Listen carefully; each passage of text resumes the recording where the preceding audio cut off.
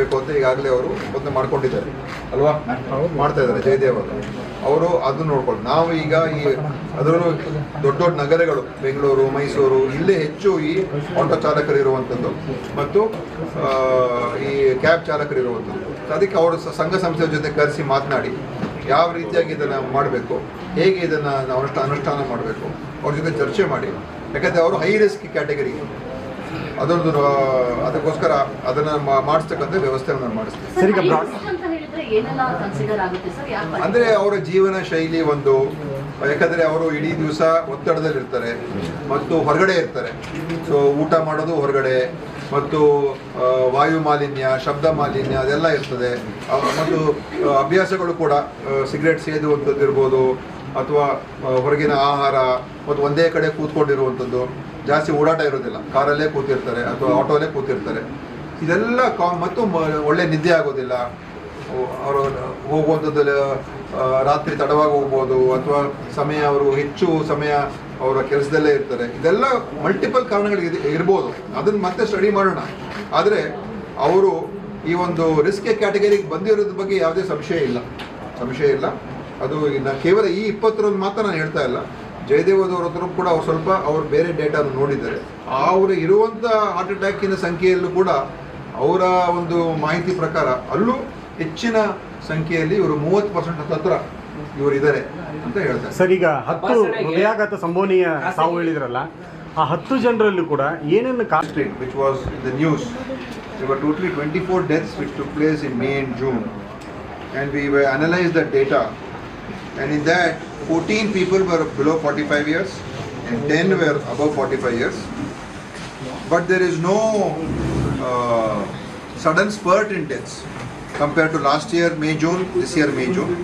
Nor has there been any sudden spurt in deaths even this year. If you take from January onwards to June, there is no sudden increase in deaths, so that is not a cause for alarm.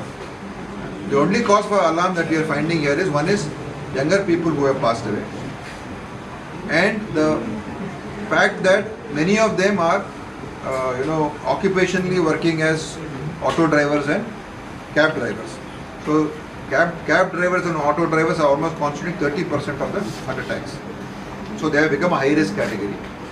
And in these deaths in Hassan, many of them were actually, though they were residents of Hassan, but they have passed away in Bangalore, and they have been living here and working here. So it is not anything specially connected to Hassan that these people, young people, are dying in Hassan because they are from Hassan. There could be various other reasons. So we should not get into this conclusion that Hassan is responsible for these deaths. Nothing to do with Hassan. So we are looking at these factors. So as last time I have suggested, and the recommendations of the committee is that to have compulsory autopsy of all out of hospital sudden deaths, and of course screening, increasing the screening. So especially they have recommended this time that screening should be done for at least whenever possible or annually or biannually. All these auto drivers and cab drivers and people who are in the transport sector, they are coming under the high risk category.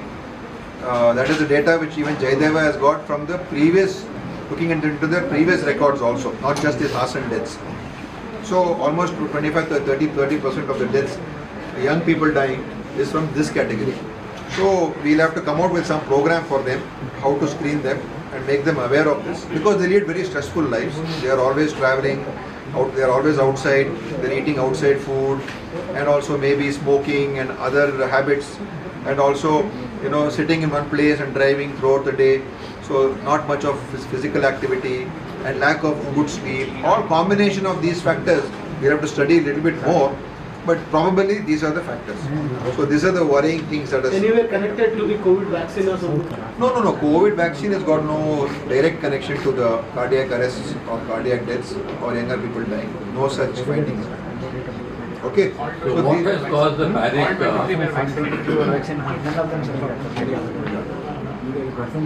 All these 23, all were vaccinated people only, and none of them had COVID. They are only all COVID vaccinated in this particular case. What caused the panic then? Panic is because suddenly sometimes what happens, some media picks up a news and some young people had passed away, 19 years old, 21 years old, which is also good. Because of that finding, we also start looking into it more. Otherwise, it will be in the normal course. So we were looking into the COVID-connected deaths which CM had inquired. So that was a finding which has come out. Many people were criticizing Chief Minister, saying that why is he making unnecessary connections? But the fact that he raised an issue which was there in the public domain has helped us to come out with certain findings. Now this Hassan, it's not nothing to do with Hassan. There's no problem in Hassan district as such. But this is connected to some things that connected to lifestyle, connected to stress, connected to family history.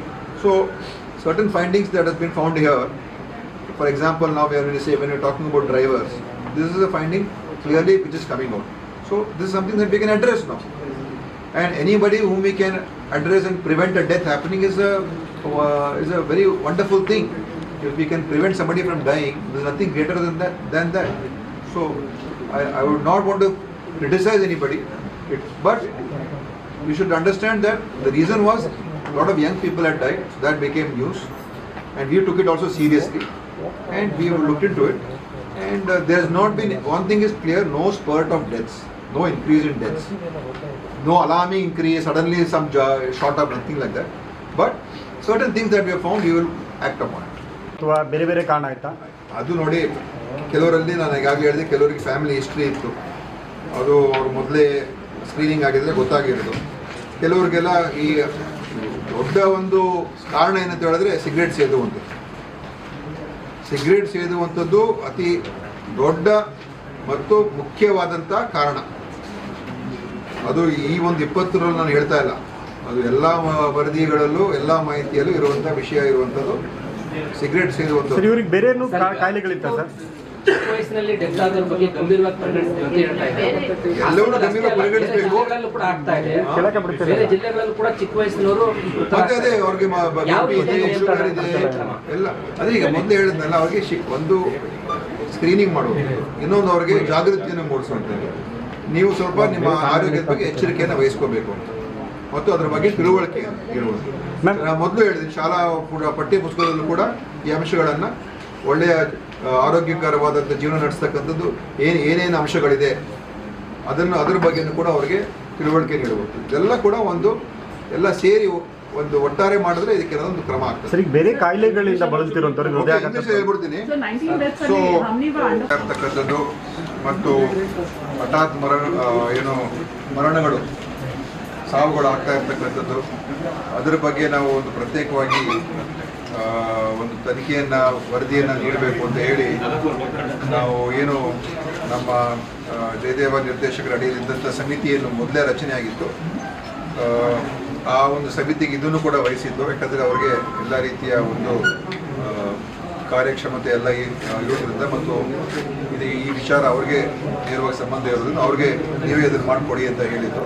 ಅದರಿಂದ ರವೀಂದ್ರನಾಥ್ ಅವರು ಮತ್ತು ಅವ್ರ ಜೊತೆಲಿದ್ದಂಥ team ಎಲ್ಲ ಹಾಸನಲ್ಲಿರ್ತಕ್ಕಂಥ ಎಲ್ಲ ಆಗಿರುವಂಥ May June ತಿಂಗಳಲ್ಲಿ ಹೃದಯಾಘಾತಗಳು ಅಥವಾ ಸಾವುಗಳೇನಾಗಿದೆ ಅದರ ಬಗ್ಗೆ ಅವರು ಒಂದು ತನಿಖೆಯನ್ನು ಮಾಡಿ ಈಗ ವರದಿ ಕೊಟ್ಟಿದ್ದಾರೆ. ಆ ವರದಿಯ ರಿಪೋರ್ಟನ್ನು ನಿಮಗೆ ವಾಟ್ಸಪ್ ಮುಖಾಂತರ ನಾನು ಕಳಿಸ್ಕೊಡ್ತೀನಿ, ಆಯಿತಾ? ನಿಮಗೆಲ್ಲರೂ ಕೂಡ ಇದನ್ನು ಪ್ರತ್ಯೇಕವಾಗಿ ಕಳಿಸ್ಕೊಡ್ತೀನಿ.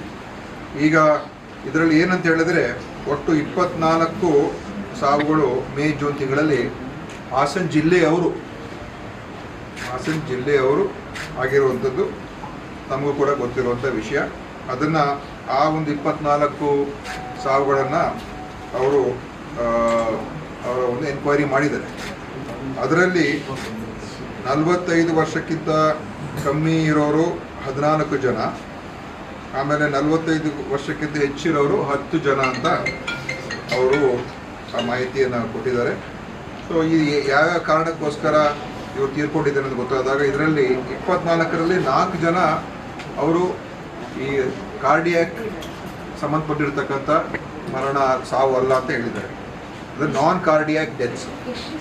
4 24ರಲ್ಲಿ 4.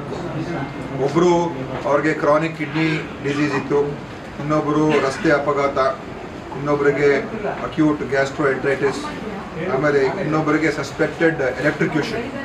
ಇದು 24 ಅದು ಪ್ರತ್ಯೇಕ ಆಗ್ತದೆ. ಇನ್ನು ಉಳಿದಿರುವಂಥ 20 ಅದರಲ್ಲಿ 10 ಅದು ನೇರವಾಗಿ ಅಂದರೆ ಹೃದಯಕ್ಕೆ ಸಂಬಂಧಪಟ್ಟಿರ್ತಕ್ಕಂಥ ಸಾವುಗಳಂತ ಅವ್ರು ಹೇಳಿದ್ದಾರೆ. 10 ಕನ್ಫರ್ಮ್ಡ್ ಕಾರ್ಡಿಯಾಕ್ ಡೆತ್ಸ್. ಆಯಿತಾ? ಆ 10ರಲ್ಲಿ 3 ಜನ ಅವ್ರಿಗೆ ಹೃದಯದ ಒಂದು ರೋಗಗಳಿತ್ತು. ಅವ್ರಿಗೆ ಒಬ್ಬರಿಗೆ ಬೈಪಾಸ್ ಸರ್ಜರಿ ಆಗಿತ್ತು, ಇನ್ನೊಬ್ಬರಿಗೆ ಆಂಜಿಯೋಪ್ಲಾಸ್ಟಿ ಆಗಿತ್ತು, ಇನ್ನೊಬ್ಬರಿಗೆ ಅವ್ರಿಗೆ ಕಾರ್ಡಿಯೋಮಯೋಪತಿ ಆ ಒಂದು ಕಾರಣ ಅದು ಅವರು ಡೆತ್ ಆಗೋದಕ್ಕೆ ಪ್ರೀ ಎಕ್ಸಿಸ್ಟಿಂಗ್ ಮೊದಲೇ ಇದ್ದಂಥ ಅವ್ರಿಗೆ ಹೃದಯದ ಒಂದು ಕಾಯಿಲೆ ರೋಗಗಳಿತ್ತು. ಇನ್ನು 7 ಜನರಲ್ಲಿ ಈ 10ರಲ್ಲಿ 3 ಮೊದಲೇ ಇತ್ತು, 7ರಲ್ಲಿ ಅವರಿಗೆ 4ರಲ್ಲಿ ಆಟೋಪ್ಸಿ ಮಾಡಿ ಮಾಹಿತಿ ನಮ್ಮ ಹತ್ರ ಇದೆ, ಮತ್ತು 3ರಲ್ಲಿ ECG ಒಂದು ಮಾಹಿತಿ ಆಧಾರದ ಮೇಲೆ ಹೃದಯಾಘಾತ ಆಗಿದೆ ಅಂತ ಹೇಳಿದ್ದಾರೆ. ಸೊ ಒಟ್ಟು ಈ 10ಕ್ಕೆ ಸಂಬಂಧಪಟ್ಟಂತೆ ಈ ಥರ ಇದೆ. ಇನ್ನು ಉಳಿದಿರುವಂಥ 10 ಏನಿದೆ ಅದು ಹೃದಯಾಘಾತದಿಂದ ಮರಣ ಆಗಿದೆ ಅಂತ ಅದು ಸಂಭವಿಸ್ಬೋದು ಅಂತ ಹೇಳಿದ್ದಾರೆ. ಸಂಭವನೀಯ ಹೃದಯಾಘಾತದ ಮರಣ ಅಂತಲೇ ಹೇಳ್ಬೋದು. ಅದರಲ್ಲಿ ಬೇರೆ ಎಲ್ಲರಲ್ಲೂ ಅಲ್ಲಿ ಬಹುತೇಕ ಜನರಲ್ಲಿ ಅವ್ರಿಗೆ ಬೇರೆ ಒಂದು ರಿಸ್ಕ್ ಫ್ಯಾಕ್ಟರ್ಸ್ ಕೂಡ ಇತ್ತು. ಅಂದರೆ ಅವರಲ್ಲಿ ಏನು ಸ್ಮೋಕಿಂಗ್ ಅಭ್ಯಾಸ ಅಥವಾ ಮಧುಮೇಹ, ರಕ್ತದ ಒತ್ತಡ ಅಥವಾ ಈ ಒಬೆಸಿಟಿ ಅಂತ ಏನು ಹೇಳ್ತೀವಿ, ಆಮೇಲೆ ಅವರ ಒಂದು ಫ್ಯಾಮಿಲಿ ಹಿಸ್ಟ್ರಿ ಇತ್ತು, ಮತ್ತು ಆಲ್ಕೋಹಾಲ್ ಅದರ ಒಂದು ಅಭ್ಯಾಸಗಳು ಕೂಡ ಇತ್ತು. ಸೊ ಈ ರಿಸ್ಕ್ ಫ್ಯಾಕ್ಟರ್ಸು ಎಲ್ಲರಲ್ಲೂ ಕೂಡ ಕಂಡು ಬಂದಿದೆ. ಹೆಚ್ಚಿನ ವಿಡಿಯೋಗಳಿಗೆ ಪ್ರತಿಧ್ವನಿ ಯೂಟ್ಯೂಬ್ ಚಾನೆಲ್ ಸಬ್ಸ್ಕ್ರೈಬ್ ಮಾಡಿ, ಬೆಲ್ ಐಕಾನ್ ಕ್ಲಿಕ್ ಮಾಡಿ.